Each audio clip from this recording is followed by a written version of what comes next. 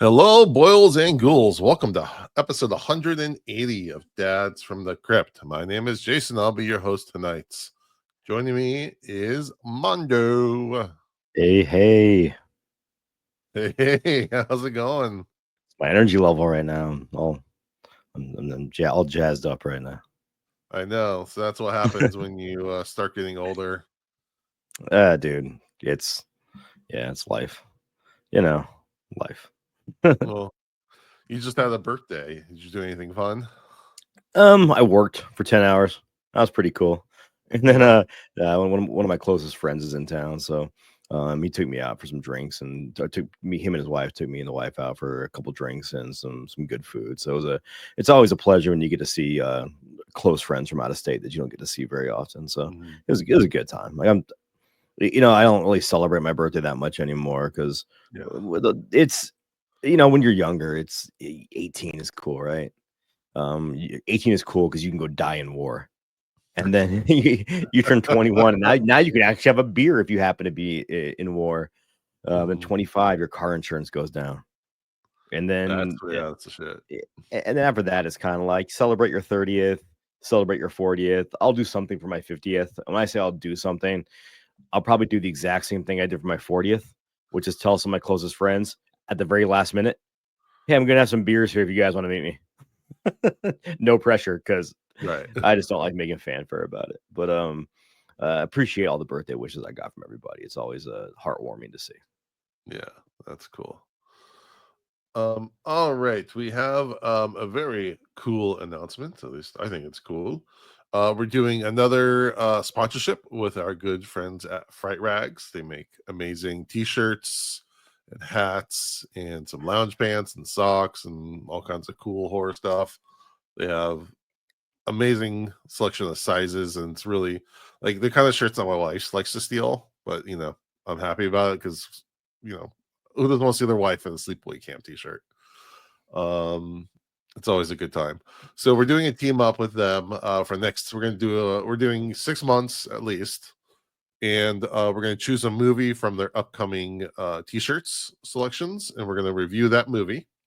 So, for instance, they just announced they have a Phantasm line coming Mm, out. So we're gonna review Phantasm. We're thinking one of talking my about doing it favorites. because of all the news about Reggie. And it's also crazy ass movie. So yeah, we're doing a review of Phantasm. And to celebrate that as well, every month we're going to be doing a raffle of a $15 digital gift card to Fright Rags for all of our paid Patreon members. So all you got to do to be entered into the raffle contest is join our Patreon. If you're already a member, thank you very much. You are automatically entered. Um, And you're cool. you're also very cool. Very cool. And also the higher level of Patreon, the more entries you get into the raffle. So we have a $1, $3, and a $5 tier. So if you're a $5 tier, you get five entries, $3, three, etc. And as an extra bonus, if you give us a Apple podcast review, you send a screenshot to dads in the crypt at gmail.com, and I'll give you five extra entries. But you also have to be a Patreon to get that one. Ooh, all But so kinds if of you rules. join, so if you join the Patreon tier for $5, you do a review, you get 10 entries for a $15 gift card. And I'll just tell you right at the moment, we don't have a ton of Patreons, so your chances of winning a $15 gift card are actually pretty good. So Hey man, don't pull the curtain back. We have hundreds of patrons. We're almost retired. yeah, exactly. So Paying for my kids' college fund through that. no, in all honesty, we whether you're a patron or not, we do appreciate everyone who's listening. We do Yeah. appreciate all your support because it's we said it before. We would do this even if no one was listening, but the fact that a lot of you are, it's pretty rad, and Yeah. it warms our cold old man hearts. Yeah. And also to be able to partnership with a company that we both all of us really enjoy, Yeah. like Fright Rags, is just really it's a really cool privilege. So I'm very No, excited about that. I just bought Kel, my wife, one of the Vincent Price collections that just Mm, came out, and then they just came out with the In the Mouth of Madness collection. yeah. So I picked up a couple of those shirts because those are pretty badass, and one of my favorite movies of all time. And also for anyone that hasn't ordered from Fright Rags, their shirts are soft and comfy, and that is very Hmm. important. In my old age, this Gildan heavy cotton bullshit doesn't cut it. I want a soft shirt that's comfy to wear, and they fit the bill. Definitely. And I was rocking Uh, my Fright Rags Art the Clown socks today oh, at work, nice. so that was cool. And I got my Dawn of the Dead weathered baseball cap that I love. So lots of cool stuff on Fright Rags, and we've had the I can't remember what episode it was, but if you go back to our archives, we did have the owner of Fright Rags Yeah. on one of the And episodes, and just a super rad guy. right. Yeah, that's awesome. That's our shill. But That's our show uh, for the. That's our shameless but, promotion. the reality of it is like I don't think we would ever want to be partnered up with a company that we both didn't enjoy. We Oh yeah. or a company that went against our values or anything like that. So it's really cool to be partnering up with a company that we both love and adore. Yeah, for sure. All right. Tonight we're talking Creepshow season 3, episode 5, which came out on October 14th, 2021. The first segment is called Stranger Sings. And in this segment, we have a man and a woman have a kind of a meet cute at a bookstore, and they kind of hit it off. And then she's buying a bunch of books, and he agrees to help her bring the books home. And they're just kind of doing light flirting. He gives a little bit of his background. He's recently divorced, yada yada yada. And he's a little awkward, but it's kind of cutesy. He's awkward, and the way it starts out, you kind of think there's an ulterior motive there because it's Mhm. Creepshow. But Right. no, You're waiting for that. I actually thought it was really awkward at first when he asked her if it's okay to hold the door. Mhm. I don't know if that's a thing or not because I'm just like, I'll hold the door for anybody. I don't care. If I'm in front of you and I have a chance to hold the door for somebody, I don't care if you're 90 years old, 20 years old, male, female, alien, whatever. Come on through that door as I hold it. But I do like the fact that he eventually prefaced it with the reason why he asked her is because he's like, oh, sorry, with my ex-wife, everything I did was wrong or offensive. Yeah. So I'm really on edge. Yeah, so he walks her home, and they're kind of hitting it off, a little flirty. And then she says, there's a bottle of wine in here. You want to come in? I don't usually invite strangers in, but you want to come in and crack it open with me and have a drink. And he's like, I really shouldn't. And she's like, okay, I respect that. So she goes in. He just kind of stands there, wishing he would, but kind of starts walking away. And all of a sudden, he hears a otherworldly voice coming from the house, and he sees her silhouette, and she's singing to him. And his eyes kind of roll back, and he's kind of drawn into the house. And then we find out that actually wasn't even her singing; it was her quote roommate, I guess, Yes. who is a ancient, like more than A siren. 500-year-old siren. And we find out that he's actually a gynecologist. That's one of his enduring traits. That he talks about, and that the woman who's the siren has decided that she doesn't want to be immortal anymore. She wants to be a normal person. So she wants the man to transfer her voice box, her siren voice box, into the other woman, the mortal woman, transferring her powers over. You okay over there, Jason? My throat's all messed up. You have having some issues there. Yeah, I think the allergies are kicking in. Jesus, Anyways, can you stop coughing into the mic? You have a mute button, right? Is it? so he tries to run away. Of course, the siren can just call him right back.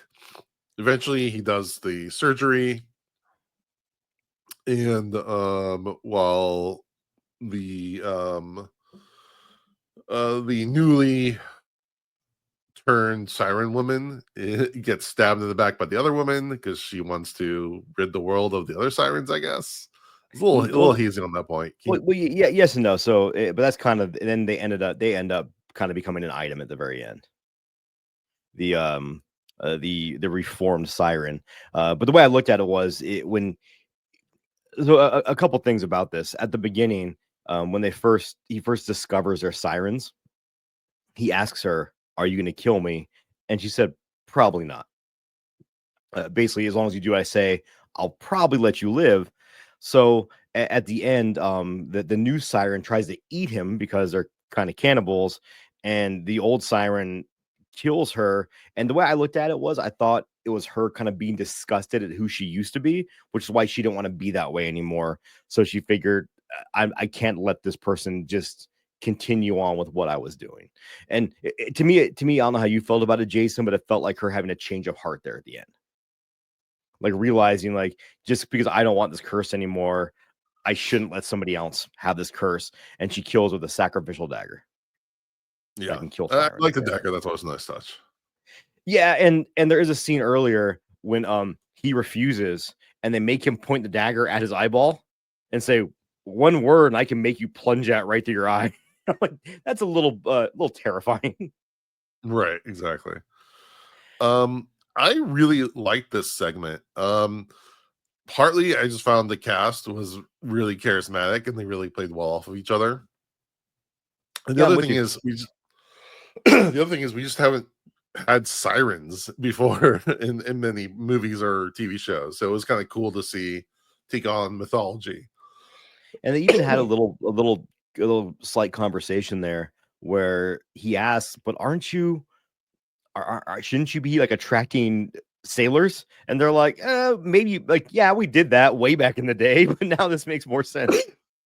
So Yeah, like I that. kind of like how they played off that mythos too, while saying, yeah, we're not the sirens you know, like sirens come in many different forms. So I really like that. Yeah, and again, it's like we've seen enough werewolves, we've seen enough vampires. It was nice to have a switch up in the creature that we're dealing with. And again, as always on the show, the makeup, the creature effects looked amazing. Yeah, they did a really good job with the creature effects on this. And to your point too, the cast really played well off each other.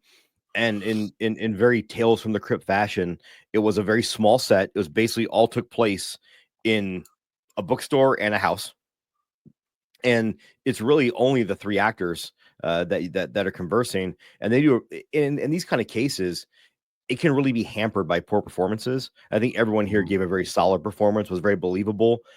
And at the beginning, when you first see his eyes roll back in his head, I kind of thought they were going a different direction. I didn't pick up it was the siren's voice until afterwards, and I thought Uh, he was doing something to manipulate her because she mhm. comes outside and then asks him to come in.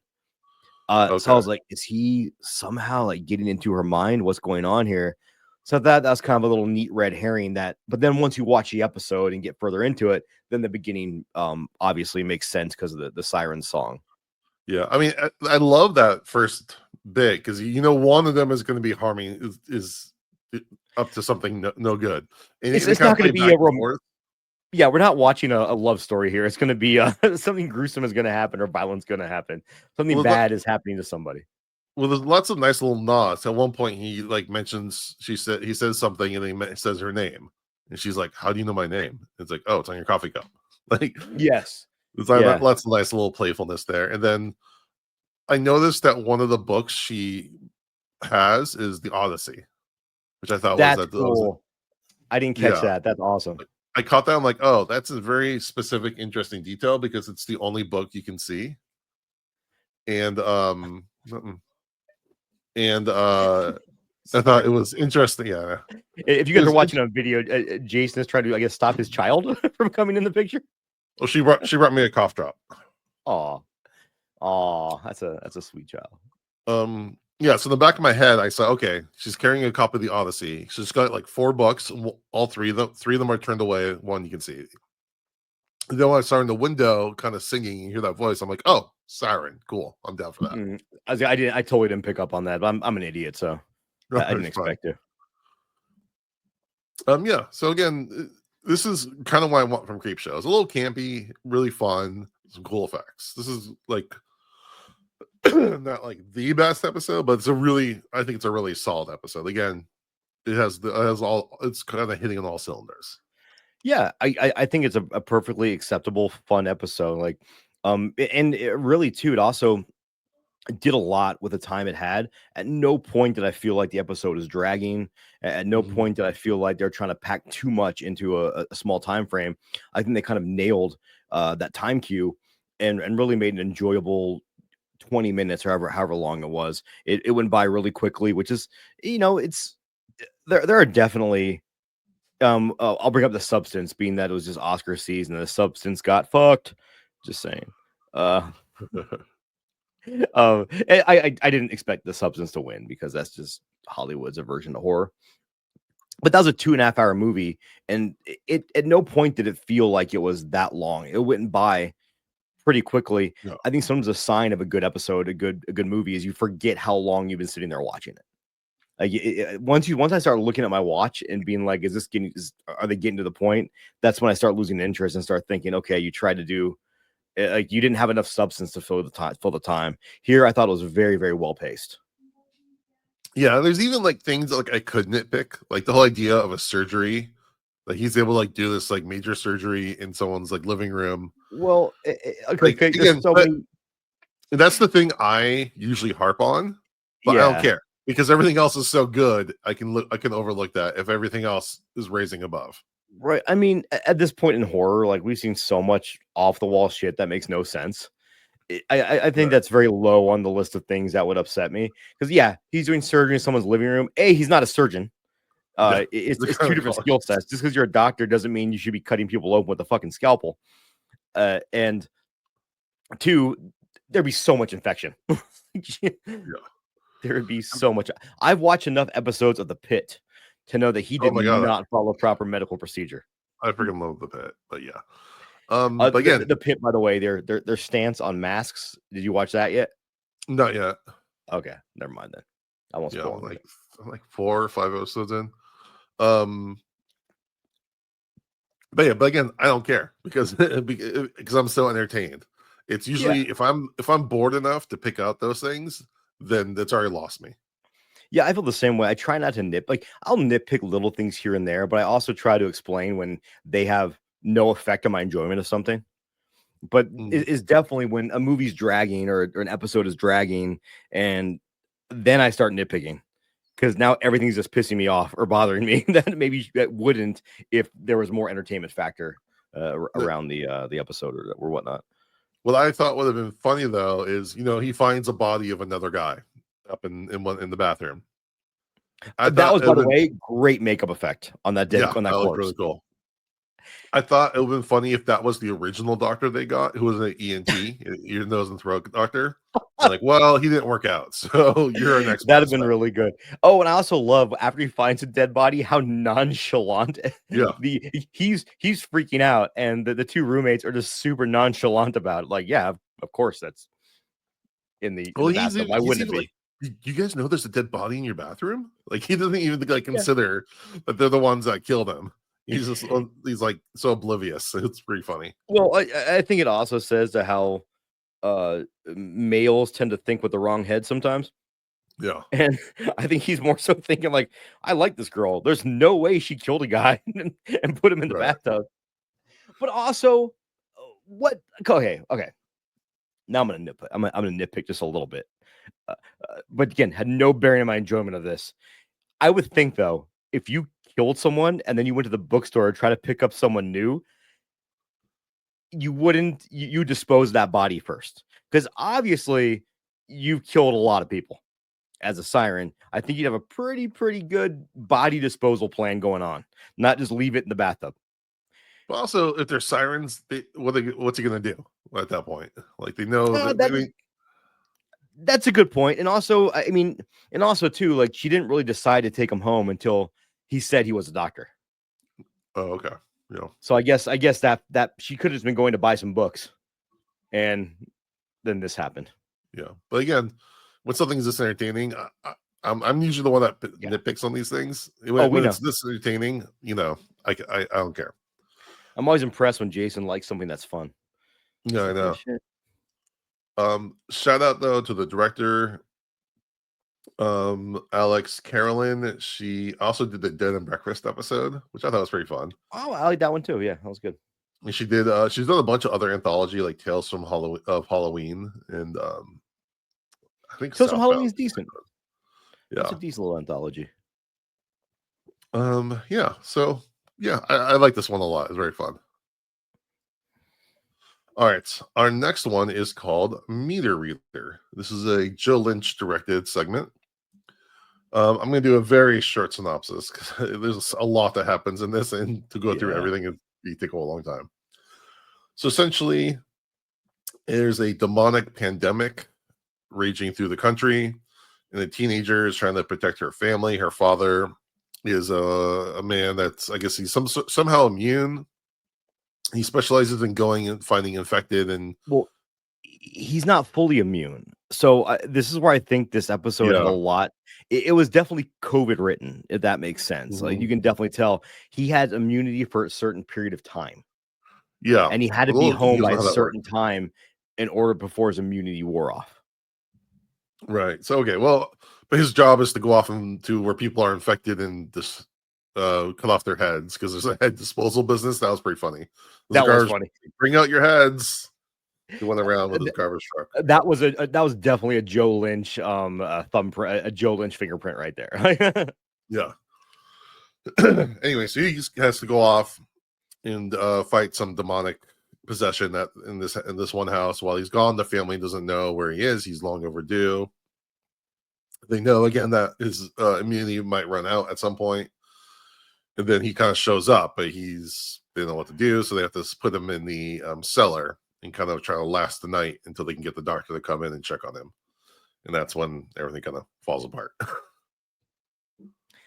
Yeah, it's kind of how you started the synopsis is how I feel about this.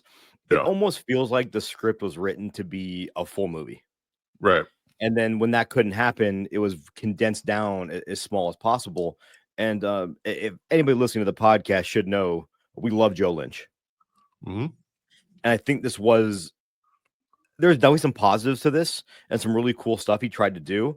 But I think overall it was very muddied because I had trouble keeping track of all the Right. little plot twists and all those story points they were trying to put in this and all the exposition they were trying to do with this in such a short format. So I think this is one of those episodes that I'm like, there's something there that can be really, really good, but it really needs to be fleshed out to do that. And the short anthology format is probably not the best format for that. Right. It's way more ambitious than this format is, able to really support. It looks amazing. I think it looks really cool. Really cool effects, just really Shot very well. stylized.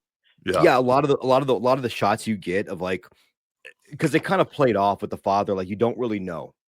Is he possessed? Is he not possessed? And then you kind of come to the realization. I guess they show that the mother was also possessed because she went down to see the father, Mhm. and but they play it almost like a dream. It feels almost like a dream state the way they play it. So you kind of don't know. Even at the what I did really like about this is at the end, you don't know if she killed her mom or killed a possessed version of her mom. Like you don't know if her mom was actually possessed or not. Yeah, I thought we were in for a very Tales from the Crypt twist where it turns out the devil was tricking her, or the demons were tricking her, and she actually killed her Yeah, family who weren't possessed at all. I was thinking the same thing because they even bring up earlier that demons, their goal was to be tricksters. Yeah. They want you, they want to make you do things by manipulation. And I was thinking the exact same thing, but they did kind of leave it at the end where you don't know. A little And bit, but that would but then they're just leaving the opportunity for that real big punch on the table. yeah, I'm Missed with you on that. opportunity. And again, something I think in a longer format could have been fleshed out more. And I'd be interested. I know Jason, you and Joe Lynch are good friends at this point, right?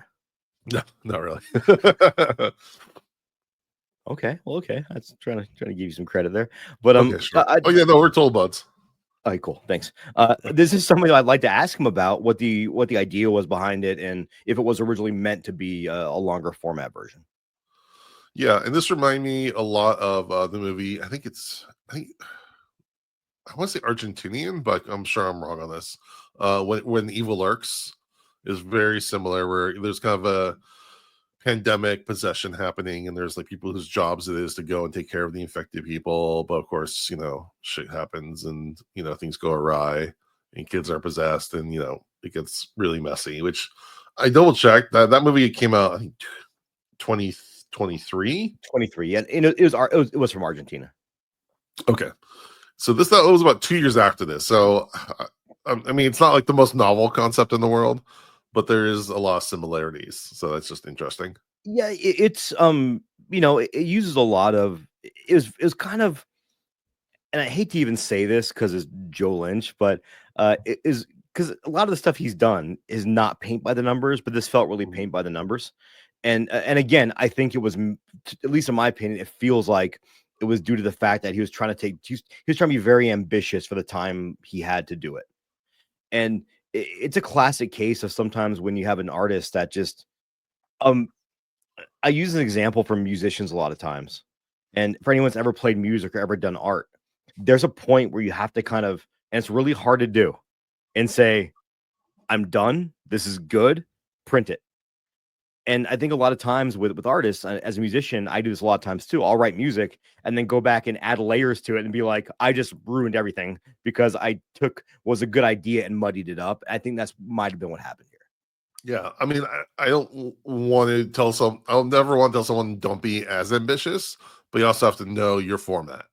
And with I'd the rather complaint, someone be overly ambitious than underly ambitious, but again, but you have to yes. know where that line is to some And, degree. and to be fair, at no point was I was never bored watching No, this. no, I was, but I was confused at times. And but at the end of the day, I again, like, when you see the past of Joe Lynch has done, mhm. Suitable Flesh, Mayhem, he does some ambitious things, Oh yeah. and some things that are outside of the box. And I think he was going for the same thing here, and it just didn't quite hit on all the marks. Well, he didn't have enough runway to land it. And for the record, Joe Lynch, if you hear this, Suitable Flesh was my number one movie of the year, Yeah. and I stand by that. I love that damn movie. Well, so the only actor of real note that as far as horror and stuff goes, the father Dalton is played by Jonathan Skaich, who was in Suitable Flesh. I think he was the husband, Heather Graham's husband. He was also in Gilbert. Quarantine, the Wreck remake, and also the Prom Night remake. So he's been around the horror block. Did we review Suitable Flesh? I don't remember now. I think I we feel like we did. did. We? I'm pretty sure either we did or at least we talked about it extensively when it came Okay. out. Yeah, I love that Like, freaking we movie. might have done some mini review of some sort. And Barbara Crampton is a god national treasure. Protect Barbara Mhm. Crampton at all costs. For sure. All right. Mondo, between these two segments, which do you prefer? Oh, the sirens. Yeah. And again, I just think it was fun, and it that was definitely something that was written for the short format and worked well. Because I do think that if you had the difference here in the two segments, if you had taken the siren segment and tried to flesh out a 90-minute movie with that, I think it would get Yep. very, very tiresome. Yes. Whereas the Joe Lynch segment made me go, there's a lot here that I think should be fleshed out Hmm. and could be fleshed out.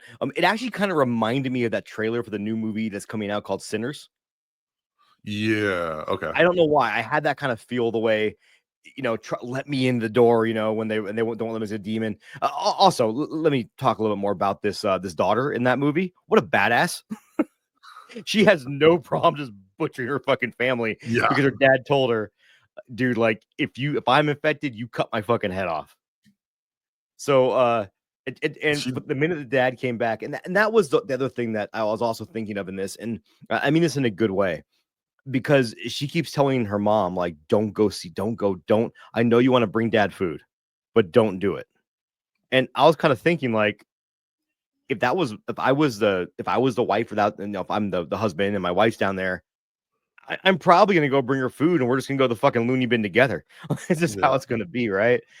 So I really did like her character in that she was just like, and I almost wonder if it was a commentary on young children that grew up in the COVID era, might have a different mentality about infectious disease and pandemics in the future, unlike the people that are like, don't wear masks, it'll be amazing.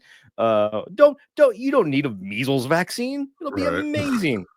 Make America healthy again by not getting vaccinated and killing your children. Anyhow, Mondo, you're so woke.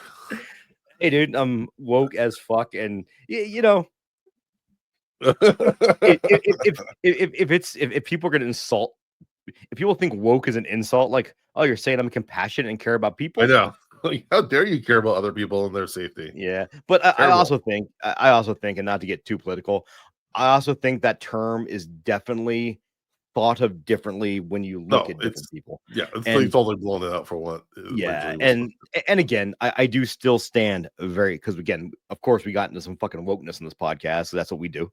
I do firmly stand with the belief that you can have different beliefs with other people, and they're always best discussed over a cup of coffee or over a beer, face to Mhm. face, where tone, intention is not lost. And a lot of times you can find out that maybe you're a lot closer in thought than you believe. Just the terminology hits different for everybody. So Right. It's a I'm lot just easier to saying, like, sling things, from a keyboard than it is in yeah, person. it's well, and this is not even, this isn't even political. This, you see this happen on horror movie forums.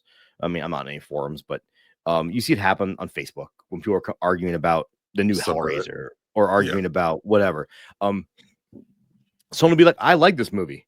If your response is, "Oh, you're a fucking idiot," then, dude, anything you say after that has no weight because you started off with an insult.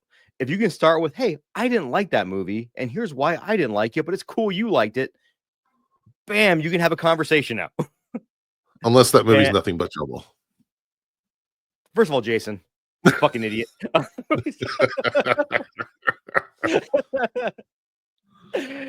When's the last time you watched Nothing But Trouble? Oh my god, like 30 years? Oh, dude, I think we need to review Nothing But Trouble as a Patreon only episode. There we go. If we get like 25 patrons, I'll new patrons, I'll watch it. How about I'll do it tomorrow. No, not new. Just period. Just period. that? You know what though, and this is, we can talk about this off air. I think we owe our patrons something like now, and I think we should do that now. Or for the long time listeners, we still owe you guys a review of The Real Macaw. Oh yeah. I'm just saying, like, that's a movie that exists for any newer listeners that we will have to review at some point in our lives because Yeah. If you're an old school listener, you'll get that, and if you're newer, go look it up, and then thank us. it's one of those things where, like, ever since we talked about it, I'm so intrigued by it, but I don't want to just watch it on my own. I need to watch it and talk to people about it because I'm sure it's going to be, it's going to go one of two ways, right? Oh, it's It's gonna be either going life to be, changing. well, it's going to be one of the worst movies you've ever seen, or it's going to be a movie you watch every year. There's not going to be any in between. I saw a random trailer, I think it was on TikTok or something, of the Hulk Hogan movie No Holds Barred, and I want to watch it. So it looks You've amazing. never seen it? No. I mean, it's at the end of the day, it's Hulk Hogan oppressing. It's Hulk Hogan oppressing a black man. So I guess it makes sense, right? They're worse than Suburban Commando. Better Wow. because I love pro wrestling. Uh-huh. Um, do it. Let's not get into Hulk Hogan, man. Okay. All right, let's do a Do you shout think? out and move the show Do you along. think do you think he just got dark enough where he thought he could just drop the N word and be okay? Is that what you think Seriously, happened? he drops an M-bomb? You didn't hear about that, No. dude? So he was on a, so the whole story happened with Bubba the Love Sponge or whatever, where he got there's a sex tape with him because Okay, that's what remember everybody that. wants to Yeah. see is a 60-year-old man with a shriveled fucking steroid nutsack going to town. And but a phone call got recorded where he was talking about how his daughter was dating an African American man. And Uh, he said words that nobody should be saying. okay. And then when he was asked to apologize for it, he never apologized for saying it. He apologized for getting caught. Oh god.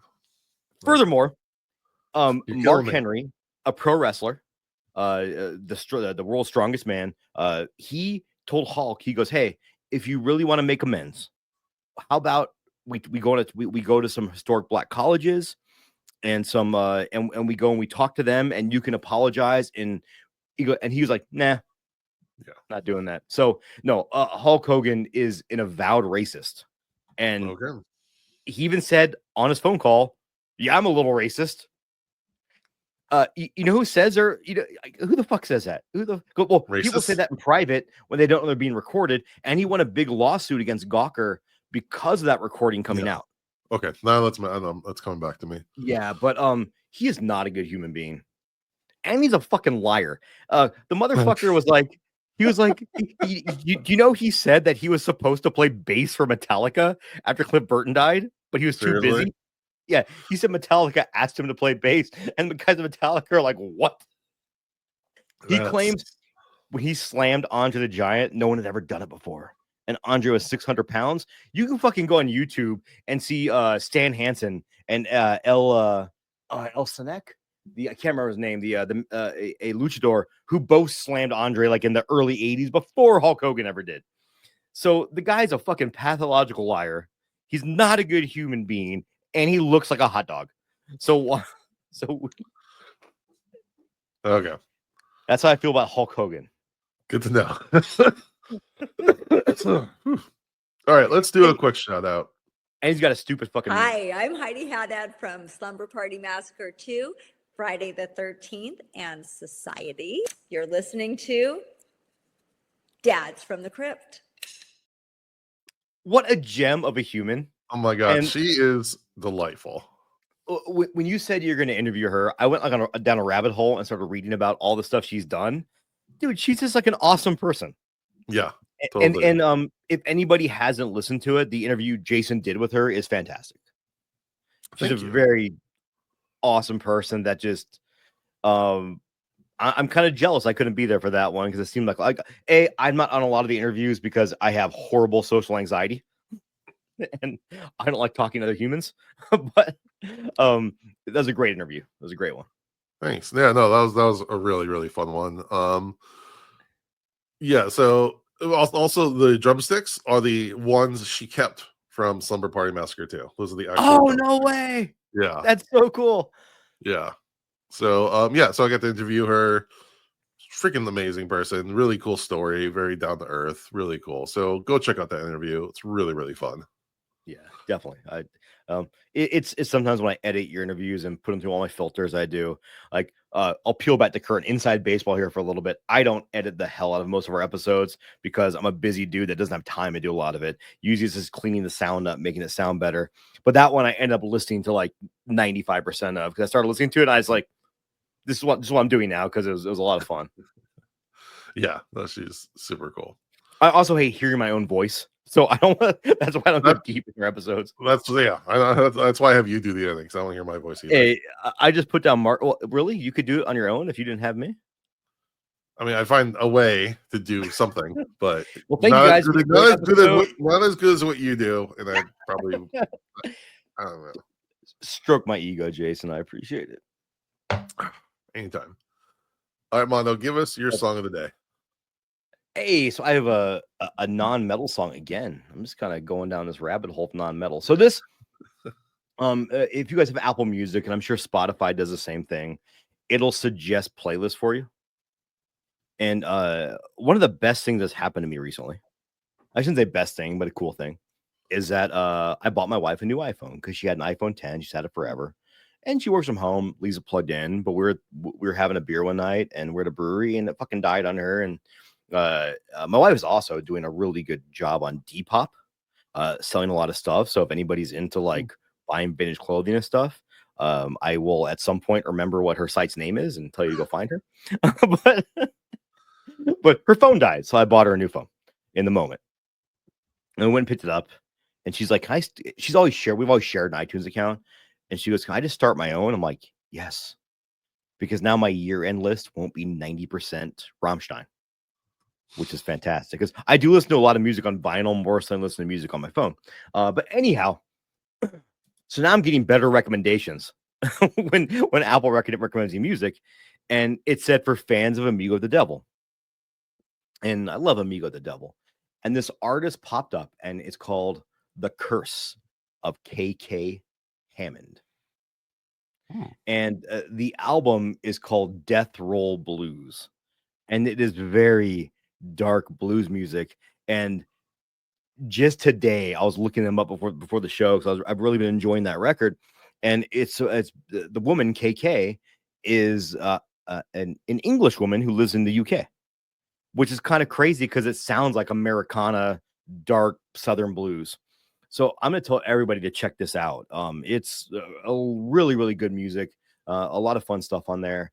And the album the song I'm gonna pick off this is I had it written down, and then not written down. I don't write things down, but I lost the freaking page. So we're just gonna go. They have a song. She has a song on the record called "Swamp Thing," and we're gonna go with that. There is a song on there that reminded me of Sirens, which is why I picked it. But like an idiot, I clicked off of it, and I don't want to have to edit this out and go find the name of the song. So I'm just going to tell you, we'll pick the song of the day or week being Swamp Thing by The Curse of KK Hammond off the album Death Roll Blues. But if you guys actually go check this out and look at the album track listing, you'll probably find the song I was actually thinking about. Just saying. That's very cool. That's all I got. Oh, wait. I might have found it. Hold on a second. Hold on. Are we still holding on here? Go for it. Nope. I'm holding. Nope. I lost it again. Okay. Yeah. Unfortunately, her website just shows like a few music videos and gives you a link to kind of, I guess, nothing. I also don't have Spotify, so yeah. What I'm enjoying is the fact that you were putting this much effort to finding the song, but not your wife's clothing company. No, I can find that. It's not a clothing company. It's a Depop store, which is still cool. Yeah, you want to know what? Maybe I just made up the song name. The Bone Collector. The Bone Collector is the one I wanted to use. Nice. Because of the cannibalism slant in this. But nice. But Jason, if you give us some horror news, I'll go ahead and find my wife's Depop store. Yeah, I wasn't prepared to talk much horror news, but there are two items. The first one is that Christina Ricci got her star on the Hollywood Fame, so congratulations to her. There's a new season of Yellow Jackets out. I haven't started yet, but she's always amazing, especially in that. The other one is this Scream 7 casting news just gets weirder and weirder because somehow David Arquette is in the movie. I don't know what that means. What the fuck is up with that? Like, I heard so either they're going the ghost route where there's just gonna be all these like random ghosts haunting Sydney, which I think would be really stupid. I really don't want them to do that. That just sounds like hollow fan service. Like, I could see them doing it in the way like they did it with American Werewolf in London to an extent. Yeah, but that's not a Scream movie. I mean, it's weird, right? Because you could put him in as like, because Courtney Cox is back in this too, right? Yeah. She could have a flashback to seeing him, and it's him in the movie, but at that point, though, you really run. It's a fine line, right? If you announce he's been signed to do the movie and he shows up in a 20-second cameo, it's going to disappoint people. Mm-hmm. But also, I don't know how you can logically shoehorn him back into the franchise, or if the whole movie is Gale Weathers walking around with dead Dewey talking over her shoulder, that's going to get very old very quickly. Yeah, and I don't like it when I don't want Scream to go supernatural. Like even in Scream 3 with the whole Sydney's mom thing, I didn't like that at all. Which I know is like more psychological, but like it just I don't know. I like that the franchise has always been grounded in reality. The only way that I can think they could do this and make it work would be, again, like I said, the new Nightmare, where it's kind of like we're actually movies about Neve Campbell herself, and then David Arquette, the actor, can be there. That's the only way that I could see this working. People smarter than me probably wrote the movie, and they probably have a great idea. I'm hoping to make this amazing movie, but it's weird. Yeah, I am not the biggest Scream fan to begin with. I really hadn't watched anything but the first two, and then when number 6 came out, I went through and watched the whole series again. And the first one's a hell of a lot of fun. I really enjoyed it. I love the first one. Yeah, I even like the third one, even though it's very just you don't like fun. It's aged better than I just remember the first time I saw it. It did not hit for me, and I understand that too. When you're expecting something and you get something kind of out of left field, For me, I had no expectations walking into it. Right. But I don't know. I'll give it a shot when it comes out. Like, I mean, we'll see what let's happens. let's let the first let's. I mean, obviously they have a plan that they're executing, and let's see what it is, and then we'll judge it. We'll judge it then. It's very odd, but we'll see. I don't feel good about it, is what I'll say. Yeah, yeah. There's a lot of red flags, and maybe it lowers my expectations, and I end up enjoying it a hell of a lot more. We'll see. Lowered expectations. Yeah, exactly. How about that? And again, the horror news, The Substance didn't win as many Oscars as we wanted to. It did win for hair and makeup, so which extremely is deserving of. I love the Nora, so I'm like, I'm not mad that it won per se. I haven't would watched love- it yet, but Okay. everyone I know that's seen it has raved about how much they enjoyed it. So Yeah, it's really, really enjoyable. I don't know if it hits as hard as The Substance does, but when again, these things are more about like what's popular or whatever. So like we can all talk about how BS the Oscars kind of is, but what I do love is seeing social media posts from friends of mine who are not horror geeks like we are. Like, what the fuck did I just watch after they watch The Substance? Yeah. I And- do and- love that. And if anything, anytime you can, even a nomination, realistically, like, I'm not a big Oscars fan. This is actually the first year I probably ever watched it because I want to see if The Substance won anything. And I want to see if Demi Moore won Best Actress. But the fact that she was nominated and the movie was nominated for so many awards, that's going to put a spotlight on it. And, for every 10 people that say, what the fuck did I just watch in a negative manner? There's going to be 10 people that said, oh my God, what the fuck did I just watch? I want more of that. I want more of that. Yeah. Yeah. So it's at the end of the day, man, even nominations, they're good for the horror community at large. Yeah. The other unfortunate news item is that the amount of people they left out of the in memoriam, that was Very unfortunate, I'll say. Yeah. I'll just say unfortunate. like, I understand they're trying to like there's a prestige that they're trying to go for, but I mean, Tony fucking Todd is iconic. Like, if God forbid when Robert Englund shuffles off the mortal coil, if he's not in the memoriam, then I'm gonna lose it, because the impact that these actors such as again Kane Hodder, Tony Todd, Robert Englund have had on pop culture way bigger than most of the people in those. I think where they're kind of tone deaf is there's Yeah. a lot of normies who aren't going to know Tony Todd by name, but they're going to see him as Candyman and be like, oh my God, that was Candyman, right? Mhm. Or they're a Robert Englund. Everybody knows Freddy. They might not know Robert Englund's name, but you show a clip of him as Freddy and people are going to fucking be like, oh my God, Freddy passed away, right? And God, that makes you sad just thinking about that, because that's my bucket list. The one celebrity I still need to meet is Robert Englund.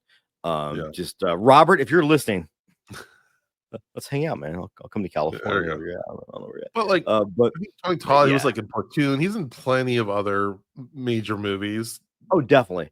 So I mean, well, and this is the other piece. The other piece of this is that you said they want to keep a certain prestige, but if you talk to, like, if you ever hear like actors, famous actors, they love to name drop character actors or actors that have small parts in their movies, because they truly, I think, respect that and understand. Like Tony Todd, again, he was known for Candyman, right? He's done a lot of stuff, but he's the kind of guy that other actors respect because of his work ethic and what he does. And I think those people should be celebrated. Like a Dick Miller, right? A lot of people aren't going to go know Dick Miller, but if you showed his face at the Oscars posthumously, people are going to be, oh my God, I remember that guy. And we should be honoring people, and the Academy should be honoring actors no matter what their prestige level is, I guess is what I'm trying to say. Yeah, I mean, I would say go off of cultural impact, and again, he's got that in spades. So I don't know what the hell is going on there. Yeah, that was a bummer. Yeah, and I mean, yeah, it would been great to have something for Shan Doherty and Bernard Hill and Michelle Trachtenberg. Yeah, but I mean, I understand that. Yeah, It is what it is. All right. To wrap things up, there's been a lot of, heavy news last couple weeks. I thought we could line things up and tell some dad jokes. I was not prepared for this. I have a good one though. All right, I So googled some, so I'll start us off, and then you can hit wait. me. Okay, it's fine. All right. Why did the tomato turn red? Hold on. I want to get the answer right. I don't know. Because it saw the salad dressing. I saw the salad being tossed. That would no, I'm not gonna say that. That'd be why did the tomato have why did the tomato have an erection? Because it saw the Why was the tomato hardened? So Jason, I don't know if you ever knew this, but Mhm. in middle school, I played in the orchestra. Oh, really? Do you know what instrument I played? The organ? No, Jason. What? No, I did not play the organ. Get your fucking mind out of the gutter here. I played the triangle. Okay. The weird part with the triangle is they don't teach you how to play that in school. You have to get private lessons. Okay. And the only person we could find was a man by the name of Bob Carter. So I went to go see Bob Carter to learn how to play the triangle, and he taught me everything. Nice. I try. I'm also starting a new band. Yeah. We're going to be a cephalopod themed rock band. I might have told this joke before. What's a cephalopod? Remind me. Like a tentacled animal from the deep. Okay. Probably something different than that, but for this joke, it works. And now that you've ruined it, we're going to call ourselves Squid Row. Nice. I thought that was better than you gave it credit for, but that's okay. That was good. That was good. Did you hear about the guy who burnt his Hawaiian pizza? No, I did not, Jason. Tell me about the man that burnt his Hawaiian pizza. He should have used a lower temperature. That's pretty good. I like that one. I'm way better at these when I'm high as fuck, and I'm not high as fuck right now. What do you call a bear with no teeth? I don't know. A gummy bear. Oh, I like that one. I'm gonna steal that and go tell that to my wife and pretend like I made it up. All right. Why don't fish do well in school? I mean, fish in school in the same sentence makes sense because fish travel into school. So tell me why. Tell me why. Because they're always swimming below sea level. But I mean, hey, so what you're saying is a fish could become president? Yes, almost exclusively. Especially if they're a goldfish. Oh my god. I was very proud of that one. I'm just That saying. was pretty good. What do you call a group of musical whales? An orchestra. Yes, good one. That was a good one. Why didn't they let the bear into the play? Why didn't they let the bear Come watch the play? come watch? Because he was all paws. No, because they just thought it wouldn't be a good idea to let a bear into a theater. That's it. Oh, okay. Hey, so my boss told me to have a good day, so I just went home. Like, have you ever gotten in your car to go to lunch and your map will say like it'll take you 18 minutes to get home? You're like, sounds like a good fucking idea right now. Well, as someone who works from home. Oh, okay. I do sometimes when I'm at work. So I'm like, I'm gonna go to lunch. I'll go pick something to eat. I'll be like, oh, if I just listened to my phone and just drove all the way home, that'd be fucking awesome. Hey, why did the banker switch careers? By the way, if anybody's still listening to us at this point, you are the fucking champ, and I love you. I don't know, Jason. Tell us why. Because he lost interest. Okay, we're gonna end it at that because I kind of want to punch you through the screen right now. I'm just kidding. I love a good dad joke, and dad jokes will stand the test of time. Yeah. 300 years from now, there will be people telling lame ass jokes like this. And you want to know what? Here's the telltale sign of a good dad joke is when Enlighten me. if your significant other's high, they're gonna laugh at it. Yeah. If they're sober, they're gonna go and shake their heads, and you know you fucking nailed it. Nice. I'm gonna say, hey, listeners out there, send us your best dad jokes. Yeah. I want to hear them because it's always a good time. You can tag us on any social media or email us at dadsfromthecrypt.com. Or you can you tag people on TikTok. Is that a thing? I don't use I TikTok. think you can. Or join our Patreon and share it there.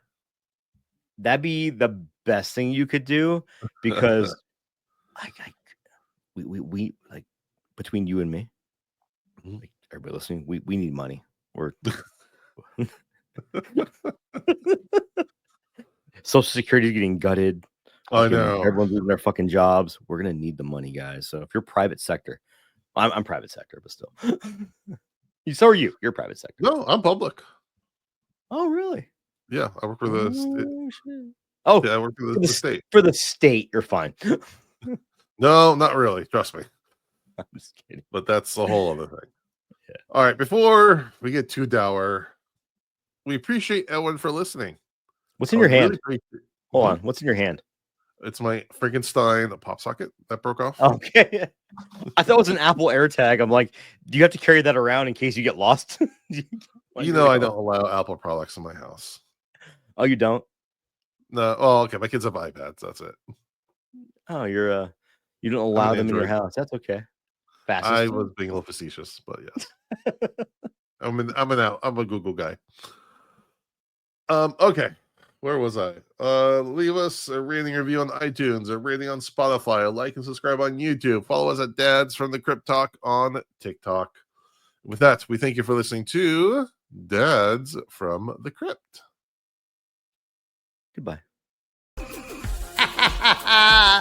Follow Dads from the Crypt on Facebook, Twitter, and Instagram, or I will follow you to the grave.